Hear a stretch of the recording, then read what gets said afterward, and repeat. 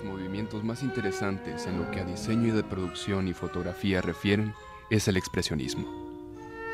Para reflejar el contenido subjetivo del ser humano, es decir, en vez de copiar lo real fielmente, como proponía el realismo, o de copiar un vistazo del mismo como el impresionismo, suele entenderse como la deformación de lo real para reflejar el contenido subjetivo del ser humano, es decir, en vez de copiar lo real fielmente como proponía el realismo, o de copiar un vistazo del mismo como el impresionismo, los expresionistas preferían moldear la realidad hasta hacerla reflejar aquello que se encontraba dentro de ellos, obtener una expresión de su subjetividad. Deberíamos remontarnos a los acontecimientos ocurridos en esa época para poder comprender su nacimiento. La historia del siglo XX está bañada en negatividad.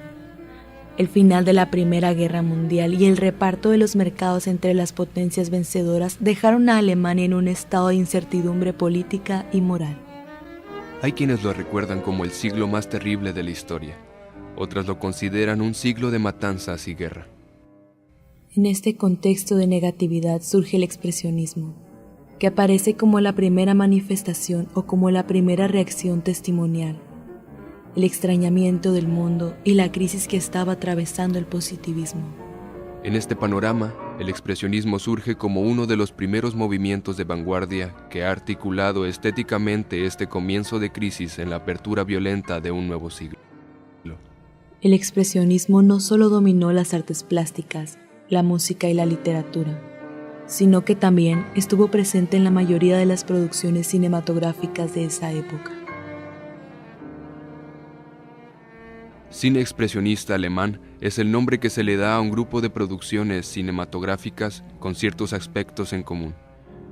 Este estilo de hacer cine tiene su correspondencia con la corriente expresionista, llamada así por el contraste con la corriente impresionista del siglo XIX en pintura, es decir, con aquel tipo de pintura en la que prima la expresión subjetiva sobre la representación de la objetividad.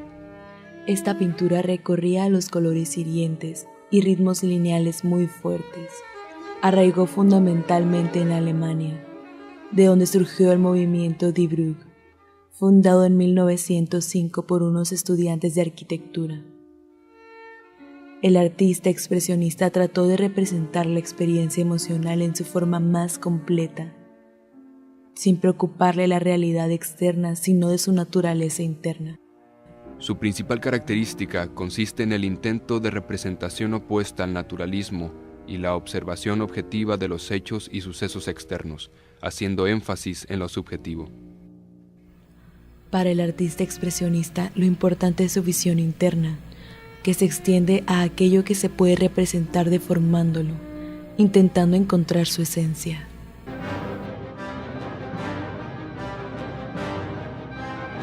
Metropole von Fritz Lang.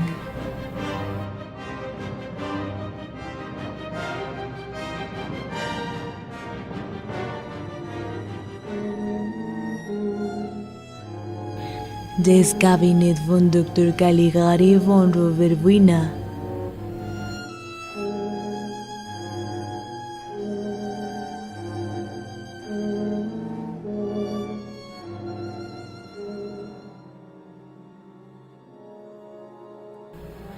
Nosferatu von Murnau.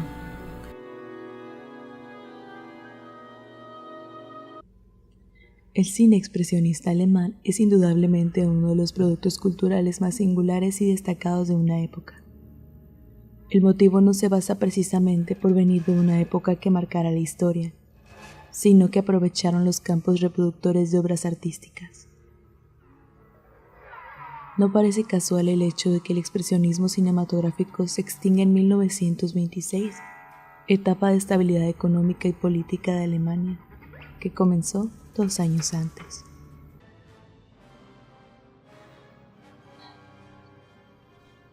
Pareciera que, en su máxima pureza, el expresionismo tuviera como una de sus principales razones de ser la traducción en arte de la desesperación y el miedo del pueblo alemán en una época oscura.